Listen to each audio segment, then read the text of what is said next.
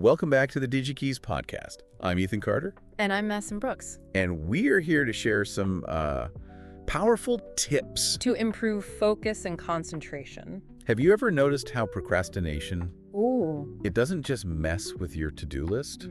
It can actually strain your relationships. It really can. It's like this secret saboteur chipping away at the connections we value most. Absolutely. And today, we're diving deep into an article from DigyKeys called How Procrastination Affects Your Personal Relationships. I like it. We're going to uncover the hidden ways putting things off impacts your bond with others. Yes. And give you some actionable strategies. Love that. To break free. Like this podcast and subscribe to support us. Yes. And get notified of new episodes. Absolutely. Filled with actionable advice to boost your productivity. Yes. Okay, let's unpack this. Let's get into it. The article kicks off with a scenario that many of us can probably relate to. One partner consistently avoids talking about finances. Oh, yeah. It's such a common issue.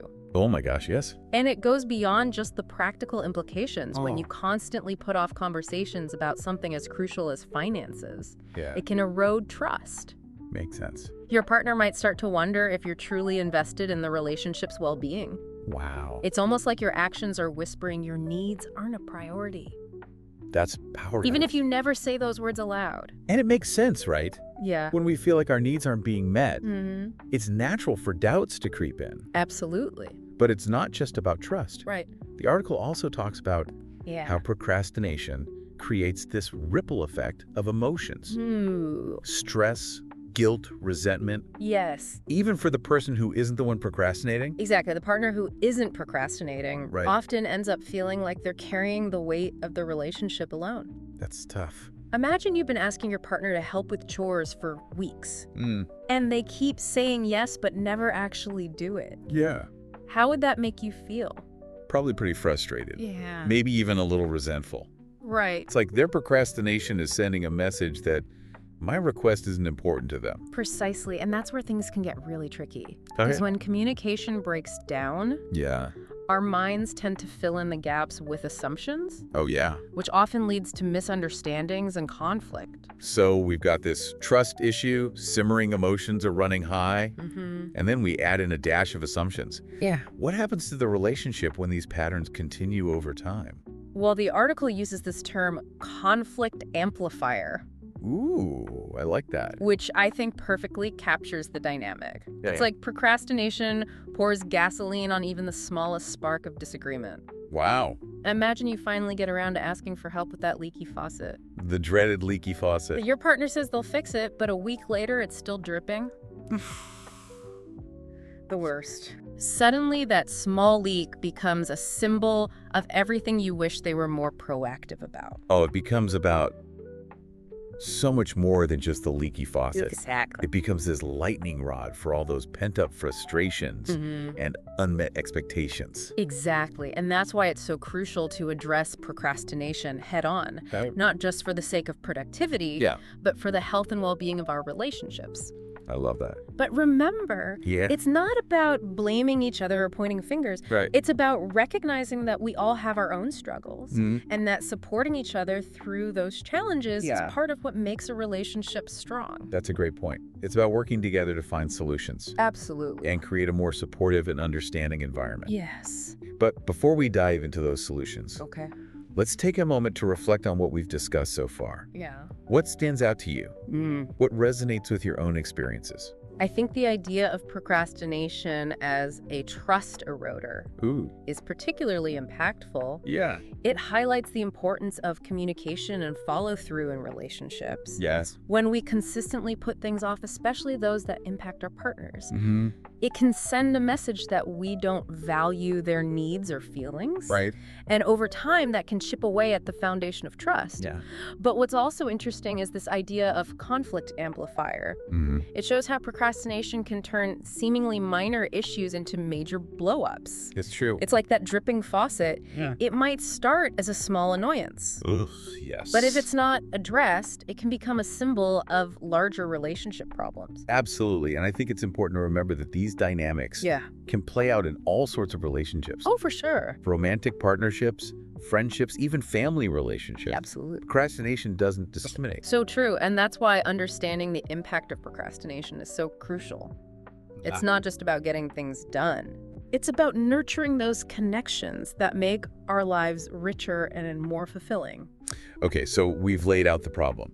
Procrastination can seriously mess with our relationships. Yes. But the good news is that the DigyKeys article doesn't just leave us hanging with a bunch of doom and gloom. No, it doesn't. It actually offers some really practical solutions. It does. Let's dive into those next. Absolutely. It's time to shift gears from understanding the problem to exploring the solutions. I like it. And remember, it's not about achieving perfect productivity overnight. It's about making small, consistent changes that can have a big impact on our relationships over time. Love that. One of the most powerful tools the article highlights is something we can all implement, like shared routines. It's like creating a blueprint for collaboration within your relationships. So instead of just hoping things get done, you're actively creating a system that fosters shared responsibility and helps prevent procrastination from sneaking in. Exactly what's fascinating here is that procrastination often thrives in ambiguity. Ooh, interesting. When expectations are unclear, it's easy for tasks to fall through the cracks. Right. Shared routines bring clarity and accountability to the relationship. It's like proactively setting those important things on autopilot. Yes. So they don't get lost in the chaos of daily life. Exactly. But what does that look like in practice? Okay. How can we actually create those shared routines? Well, think about setting aside a specific time each week. Right. For those crucial but often delayed conversations like finances, future plans, or even just checking in on each other's emotional well-being. Right. We often avoid these discussions. They're tough. Because they feel heavy or intimidating. Totally. But scheduling them regularly helps to take the pressure off. Makes sense. And ensures they actually happen. That's a great idea. It's like creating a designated space for those important conversations so they don't get pushed aside by more urgent but less meaningful tasks. The article also mentions shared calendars. Yes. And to-do lists as helpful tools. Absolutely. Could you elaborate on how those can be incorporated into shared routines? Absolutely. Shared calendars are fantastic for creating transparency and coordinating schedules. Let's say you and your partner both have busy weeks, but you want to make sure you have quality time together. Yes. Blocking out a specific evening on the shared calendar makes it a non-negotiable commitment, reducing the chance of one person accidentally double booking or simply forgetting. That makes so much sense. It's like sending a clear message that this time together is a priority. Exactly. And what about shared to-do lists? Okay. How can those help combat procrastination? Shared to-do lists are all about distributing responsibility and staying organized. Instead of one person carrying the mental load of remembering everything that needs to be done. Oh yeah, that gets exhausting. You're sharing that burden. Right. It can be as simple as a whiteboard in the kitchen. I love that. Where you both jot down tasks. Or a digital app that you can both access and update. Oh, that's a good idea too. Yeah. I love that it takes the pressure off of one person feeling like they have to manage everything. Exactly. But what about those times when procrastination stems from something deeper? Okay. Like anxiety or perfectionism? Yes. How do shared routines address those underlying issues? That's where the magic of shared routines really comes in. While they don't magically erase those deeper struggles, they do provide a framework for support and accountability. I see. Imagine you're someone who struggles with starting tasks because you fear they won't be perfect. Having a shared routine where you and your partner work on a project together can create a sense of safety and encouragement. Got it. Knowing that you're not alone in the process can help reduce that anxiety. That makes sense. And make it easier to get started. That's such a great point. It's not just about checking things off a list. It's about creating an environment of support and understanding. Yes. It's about knowing that you're not alone in your struggles. Exactly. But sometimes, even with shared routines, those deeper issues can still hold us back. What advice does the article offer for those situations?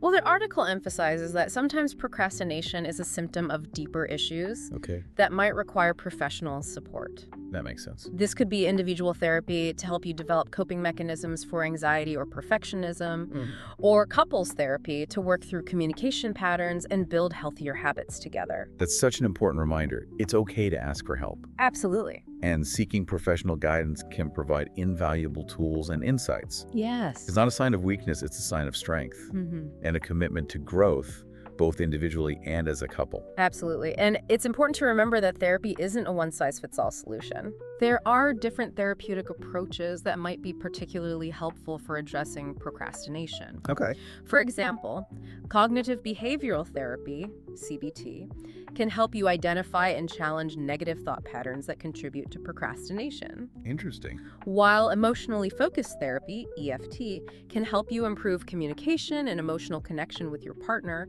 creating a more supportive environment for change. That's so helpful knowing that there are different approaches available. Right.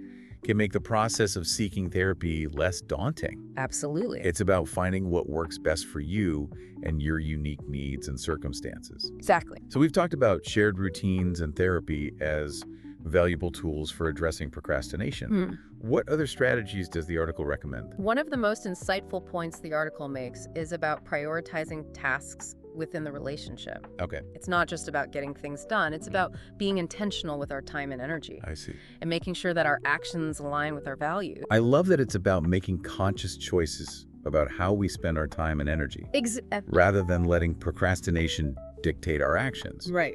But how do we actually put that into practice? Okay. What does prioritizing tasks within a relationship look like? Well, it starts with identifying what truly matters to you as a couple. Okay. What are your shared goals? What brings you joy and connection? Yeah. Maybe it's carving out quality time for each other, even if it means saying no to other commitments. Right. Or perhaps it's finally tackling that home improvement project you've been putting off together. It's about moving those relationship-enriching tasks from the someday list to the today list. Yes. It's about making a conscious effort to prioritize those things that strengthen your bond and create shared memories. Exactly. But how do we make sure that those priorities don't get lost in the hustle and bustle of everyday life? Okay. How do we stay focused on what truly matters? The article suggests creating a relationship to-do list. Ooh, interesting. This isn't about adding more tasks to your already overflowing plate. Right, of course. It's about intentionally curating experiences that nourish your connection. Okay, I like that.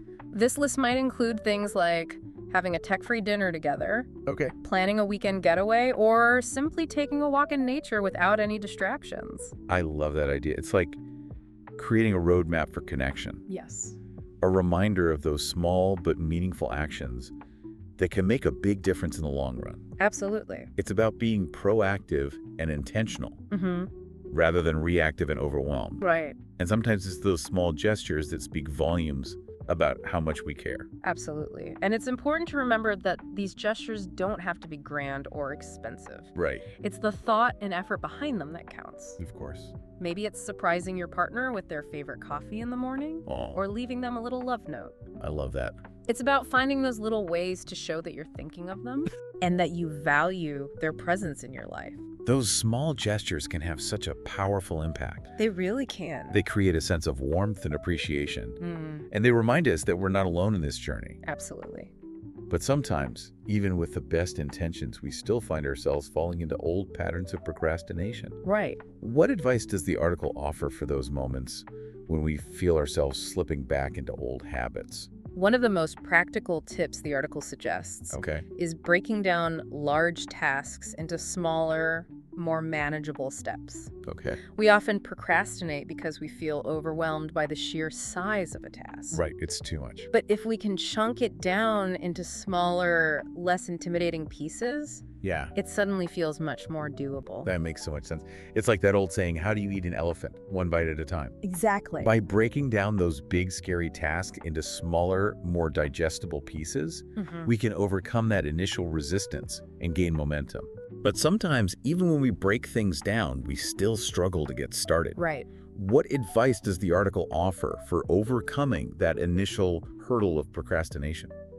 Well, the article talks about the importance of identifying our procrastination triggers. Ooh, What are those specific situations, thoughts, or feelings that tend to send us down the procrastination rabbit hole? Yeah. Once we know our triggers, we can start to develop strategies for managing them. That's such a powerful insight.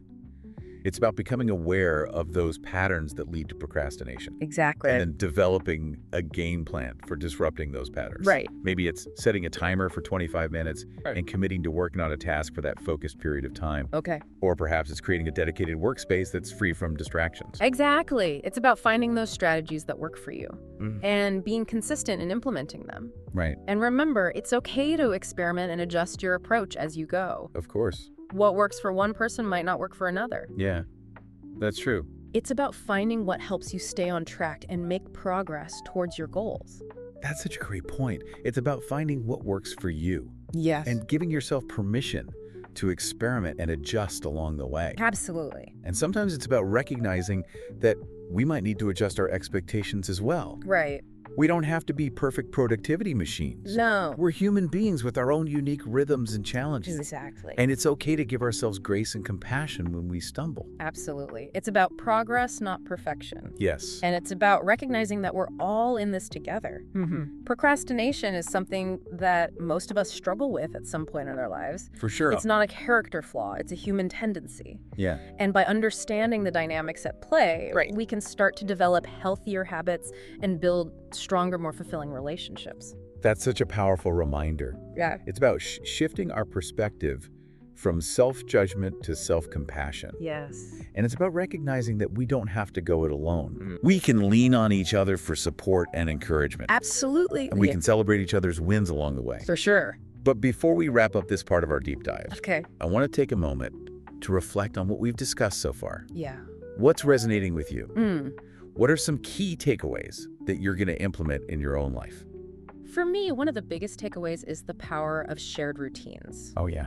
It's such a practical and effective way to create clarity, accountability, and connection within our relationships. Totally. And it's something that we can implement across different areas of our lives. Absolutely. From household chores to financial planning to quality time together. I completely agree. Shared routines can make such a difference in reducing stress and creating a sense of teamwork. Yes. And another key takeaway for me is the importance of prioritizing those relationship-enriching tasks. Right. It's so easy to get caught up in the hustle and bustle of everyday life. Absolutely. And if we don't make a conscious effort to nurture our connections, it can easily wither away. Absolutely. It's about making those conscious choices to invest in our relationships, even when life feels chaotic. Right. It's about recognizing that those connections are the foundation of our happiness and well-being. And on that note, we're going to take a quick break. Okay. When we come back, we'll be exploring some final thoughts and takeaways from the DigyKeys article. Sounds good. So don't go anywhere. Okay. Welcome back to the DigyKeys podcast. We've been exploring the sneaky ways procrastination can impact our relationships, going way beyond just those unfinished tasks. But the good news is, we've also uncovered some powerful strategies to break free from that cycle. Absolutely. We've seen how shared routines, clear communication, and even seeking professional support can make a real difference. Yeah. And the DigyKeys article, it doesn't stop there. It leaves us with some thought-provoking questions to ponder. It's like that final push to turn insights into action. Exactly. And one question that really struck me was, what one conversation have you been putting off that could genuinely strengthen your connection with someone you care about? Ooh, that's such a powerful question to consider. We all have those conversations we tend to avoid. Yeah. Maybe it's expressing appreciation, right, addressing a concern, or even just saying, I love you more often. Yeah. What would it look like to take that courageous step and initiate that conversation? It might feel a little daunting at first. Yeah. But imagine the relief and deeper connection that could emerge from finally addressing it. Right. We often build up these conversations in our minds, making them seem scarier than they actually are. Exactly. And remember, you don't have to have all the answers or figure everything out before having that conversation. Right. Sometimes just acknowledging that something needs to be discussed can be a huge step forward. It's about creating a safe space for open and honest communication. Absolutely. And it's about being willing to listen with empathy and understanding, even if the conversation gets a little uncomfortable. Exactly. And if you're feeling stuck or unsure how to start that conversation, remember that seeking support from a therapist or counselor can be incredibly helpful. Oh, yeah, absolutely. They can provide guidance on communication skills, conflict resolution, and navigating those sensitive topics. Exactly. That's such a great reminder. It's okay to ask for help. And sometimes having a neutral third party can facilitate a more productive and compassionate conversation. For sure. But even beyond those big conversations, the article encourages us to reflect on our everyday interactions. What small, seemingly insignificant actions could we change that would have a ripple effect on our relationships? It's those little gestures of kindness and consideration that can make a world of difference, like putting down our phones. When someone's talking to us, really listening to what they have to say, expressing gratitude for the little things they do.